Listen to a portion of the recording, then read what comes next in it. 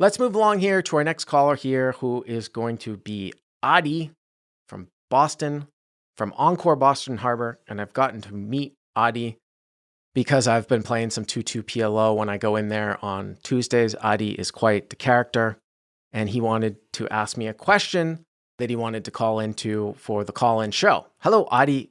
How's it going? Hey, good. So I was curious when I was speaking on the table, but that lately we have been impacted a lot by multiple hit and run folks. Like what they will do is join the table half an hour, wait for a big hand. Moment they hit a big hand, take the money, move to 5-5, play there for another 60, 90 minutes, whatever is the guideline, and then again try to sneak back with minimum stack, even sometimes before the 90-minute timeline. And this is kind of a recurring pattern with 4 or 5 players that keep on, breaking the rhythm of the table. So that is something I wanted to bring to the forum to talk about what's going on, how can that be tackled? Are there any strategies that can be deployed by the players? That is what was going on in my mind. So thank you for so thanks for that question, Adi. And there's a couple things I want to ask you too. So you're saying that there's these guys that are hidden running the game. So there's two things that could possibly be going on here, right? There are guys that are hitting and running the game within the rules where they come into the game, maybe they get doubled through or they double through, then they leave, they go to another game, and then they come back into the game with the minimum stack. Normally, there is a time period that you have to be away from the game in order to do that. I guess at Encore, it's 90 minutes. Sometimes at Commerce, sometimes it's an hour. At Commerce, sometimes it was like 120 minutes. But you're saying that these guys are sneaking back in before the time limit. Let me just address the first thing, which is, let's say they're doing it within the rules. Is there anything that you can do? Let's say that they're doing nothing wrong and they're within the rules. Is there a strategy of beating those guys besides maybe publicly shaming them, which maybe you possibly have tried to do? No, I mean, I wouldn't say that there's necessarily a strategy of publicly shaming them. I mean, the thing that I've noticed about those types of guys, PLO is actually a game where you can absolutely print money on the short stack when people are playing like overly loose. But from the game that you and I play in, though, I don't really see those short stacks being all that good. Like, they don't play the short stack all that well. So if they're not that good, and overall they're like losing players, it can be frustrating that a guy does that. But still, overall, he's still a losing player. Now, obviously, there is more. Now, maybe I'm mistaken. Maybe there are really good short stacks. I haven't seen them at 2-2. So I wouldn't mentally necessarily like get it, like have those guys like fluster you. It can certainly be frustrating. You're playing with all these guys. It's like you got a nice rhythm, and then you got this jackass who's a short stacker who keeps like cycling in and out. If the guy isn't any good, though, what are you going to do? Now, the second part of this is that if these guys are breaking the rules where they're trying to sneak back into the game when they're not taking the time that they're supposed to be, and let's say it's 90 minutes, yeah, I would be right on top of that, Adi. I would tell the floor guy, hey, and you guys, I've seen you guys, the regs, and I've seen you do this before sometimes too, in certain situations where a guy, you're not necessarily calling an angle, but you might call a rule out where a guy is on the phone or something during a hand and it looks kind of weird, or like goes to put out a call when he really should be committed to making a call. You guys as regulars aren't necessarily scared to call that stuff out. So I would be really on top of the floor people and be like, this guy left at this time and he's not supposed to be able to come back in until this time.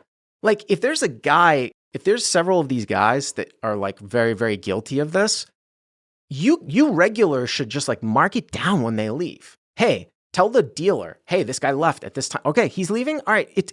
Dealer, it's 3:50. He's leaving, right? He's not supposed to be able to come back into the game until, 5:20. And I know sometimes you don't want to be that guy, but if it's a real problem and these guys are like skating around those rules and you don't want them in the game, that's what I would do. I would bring it up to the floor guy.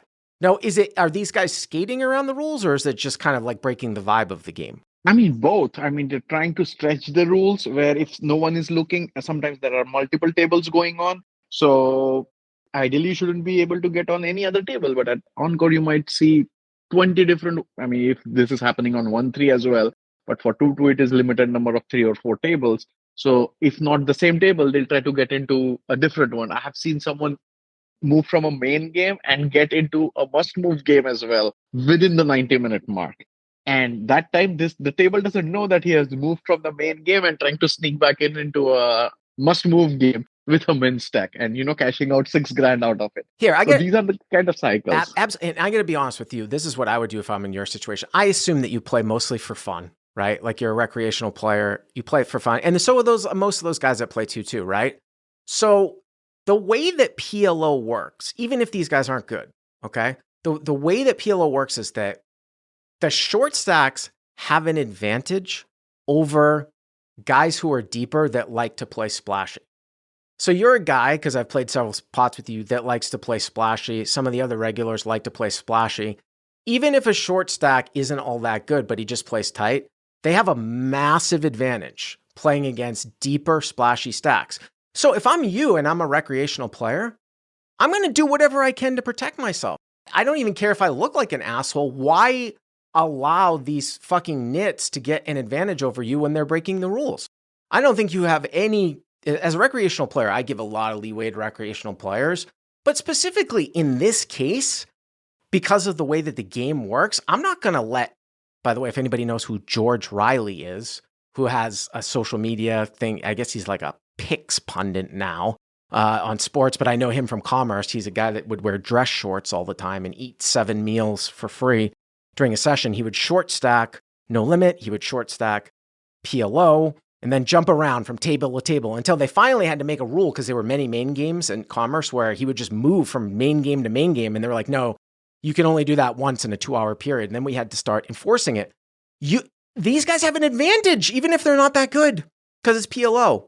So I would do everything. I would record the times and I would tell those guys that this can be done twice in the day. That's it. And yeah, one of the suggestions that we had is like, if you leave the game, you cannot go back on the list for 90 minutes. Right. And that is the part I think that worked pretty well. Absolutely. And the floor started enforcing it. But sometimes, it is open setting as well. Right. And that time, floors should say that, oh, it's not 90 minutes. You cannot just join back if you have to with the same stack. I think that's definitely one of the ways that you have to alleviate it, is that get them to start enforcing the fact that, hey, it's 90 minutes. He can't get on the list for 90 minutes. And sometimes, you're not paying attention, but I would just look at it. Like I said, if I were in your spot and I'm coming to play some PLO and I want to play loose, I'm not going to let these fucking miserable nits like one over me by trying to skate around the rules. Because I know by the nature of the game, they have an advantage by playing short stack. But I wanted to ask you another question too.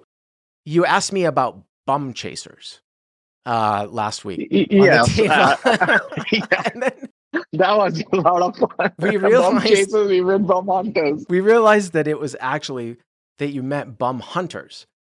So these guys will bum hunt you, right? When you move to 5-5. Is that right? Some of these guys? Yeah, I mean, there are people, some of the guys who are trying to exactly chase you around and, trying to shift the table. And then sometimes it works. Sometimes that once you change the table, you cannot move back to the same game for 90 minutes. So those are the kind of things also you have to work around and try to have fun, but at the same time, don't be, pinned down by these kind of strategies. It's just, yeah, it's tough. You can't prevent being bum hunted if you're a recreational player at PLO. It's just going to happen.